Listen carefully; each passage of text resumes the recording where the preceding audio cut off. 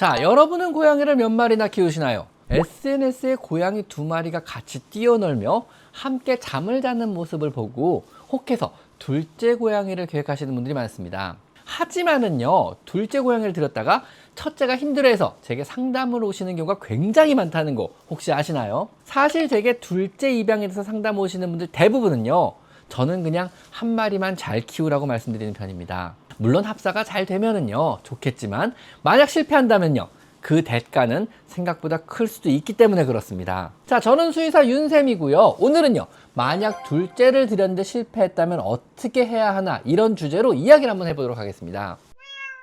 항시 집에 혼자 있는 고양이를 생각하면은요, 뭐 외롭진 않을지, 심심하진 않을지 걱정이 많으신 분들도 있는 것 같습니다. 그런 것이 이유라면은요, 둘째는 고려를 안 하셔도 됩니다. 처음 아기 때부터 2마리가 함께 생활한 것이 아니라면은요, 고양이는 원래 홀로 사냥하고 홀로 지내는 동물입니다. 혼자 있는 생활을 아주 잘 즐기는 동물이고요. 단지 엄마라고 생각하는 여러분과 상호작용을 즐길 따름입니다. 굳이 이 평화를 깰 각오까지 하면서까지 둘째를 드릴 필요는 절대 없습니다. 하지만 우리의 삶은 평탄하지 않고요, 또 계획대로 흘러가지만은 않습니다. 어쩔 수 없이 둘째를 키워야 하는 그런 순간도 올 수 있는데요. 만약 합사에 실패했다면 어떻게 해야 할까요? 자, 우선은요, 합사에 성공했는지 혹은 실패했는지는 어떻게 알 수 있을까요? 생각보다 많은 분들이요, 합사에 성공했다고 생각하시는데요, 실제로 합사가 제대로 안 된 경우도 의외로 되게 많습니다. 합사에 성공하게 되면은요, 서로 완전한 가족을 형성해서 서로 얼굴을 핥아주는 알로그루밍, 서로의 몸을 비비는 알로러빙, 그리고 몸을 맞대고 쉬거나 같이 잠을 자는 피지컬 컨택트, 이 3가지를 관찰할 수 있게 됩니다. 만약 이 3가지를 관찰하지 못하신다면요, 사실 그냥 한 영역권 내에서 서로 경계하며 그럭저럭 서로 살아가는 거지 진정한 의미의 합사는 아닙니다. 그저 룸메이트 혹은 하우스메이트인 거죠. 그나마 사이가 안 좋은 룸메이트 관계는 아닌 것 뿐입니다. 하지만 가족이나 동료로서 콜로니를 형성하지 못했다면은요, 자원의 부족이나 주변 상황의 변화 혹은 환경적인 스트레스로 인해 언제든지 다시 적대적인 관계로 돌아서 싸움은 일어날 수 있습니다. 그래서 간혹 들어오는 질문 중에 수년간 잘 지내다가 갑자기 싸우기 시작했어요, 잘 지내다가 갑자기 스프레이를 하기 시작했어요, 이런 질문들이 이런 경우에 해당합니다. 특정 이유나 계기가 없었다면은요, 그럭저럭 냉전 상태로 영역권을 공유하며 지낸 거지 잘 지냈던 건 아닌 경우가 생각보다 많습니다. 고양이는 본래요, 홀로 단독 생활을 하는 영역동물입니다. 고양이에게 집이라는 실내 공간의 의미는요, 사냥을 하고 휴식을 하고 밥을 먹고 먹이를 보관하며 가족이자 보호자인 여러분, 즉 큰 고양이와 함께 생활하는 생존과 연관된 모든 활동을 하는 그런 공간입니다.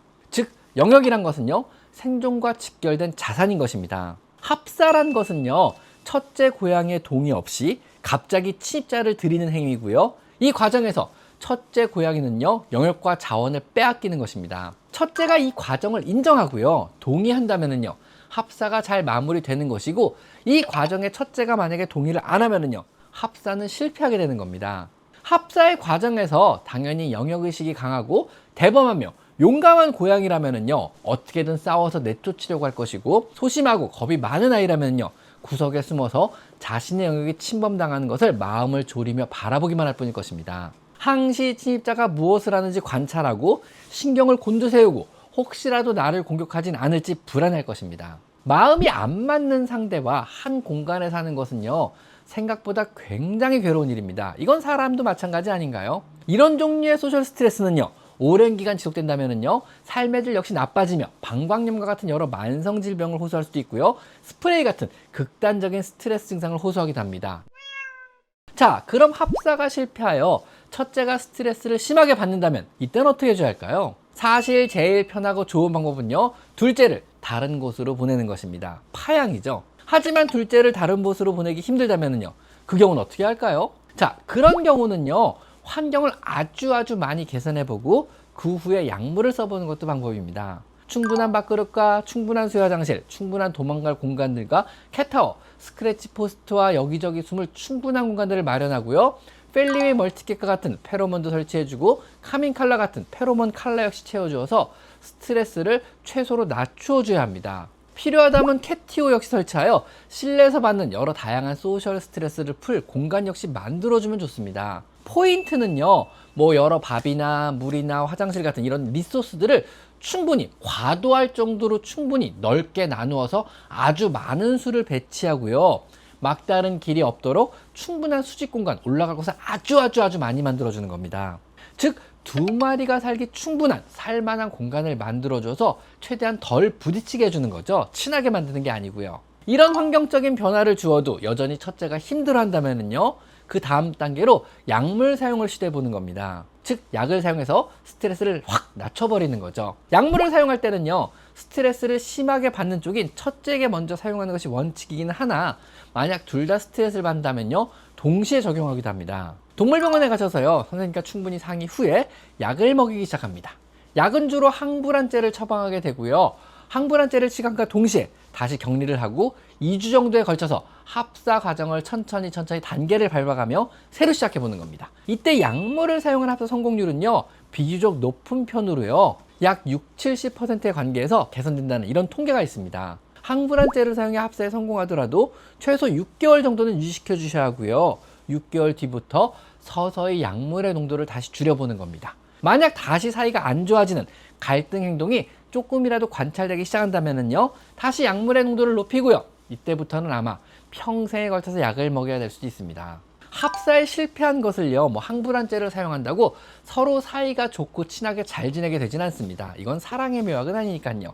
단지 힘들었던 상황들을 그냥 그럭저럭 지낼 만하게 만들어주는 이 정도라고 생각하시면 됩니다. 항불안제는요, 불안이나 스트레스를 낮춰주는 약이지 사랑의 묘약은 아닌 것입니다. 두 마리의 고양이가요, 하악질하며 싸운다는 의미는요, 그 이전에 이미 오랜 시간에 걸쳐서 여러 갈등 상황들이 중첩이 되다가 결국은 일이 터졌음을 의미합니다. 단순히 사이가 안 좋아졌다는 것만을 의미하지 않음을 꼭 명심하셨으면 좋겠습니다. 영역동물인 두 고양이를요, 갑자기 한 공간에서 살게 한다는 것은요, 생각보다 굉장히 힘든 일이라는 것을 꼭 기억했으면 좋겠습니다. 의외로 폭력적인 일이 될 수 있죠, 어떻게 보면요. 자, 지금까지 저는 수의사 윤쌤이었고요. 오늘은요, 고양이 합사에 실패했다면 어떻게 해야 하는지에 대해서 한번 알아봤습니다. 자, 오늘은 여기까지 마이펫 상담소였습니다. 감사합니다.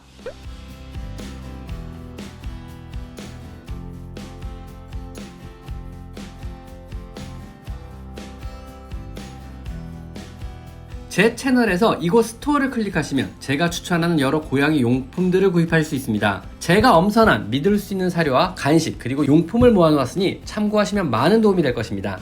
제 채널에 들어가셔서요, 요 돋보기 모양을 클릭하시고요, 여기다가 여러분이 궁금한 것을 치면은요, 관련 제 영상이 뜨게 되어 있습니다. 여러분의 대부분의 질문, 대부분의 궁금증은 제가 이미 1000여 가지 영상으로 만들어 놨으니까 제 채널에 오셔서 한번 영상을 찾아보세요. 아셨죠?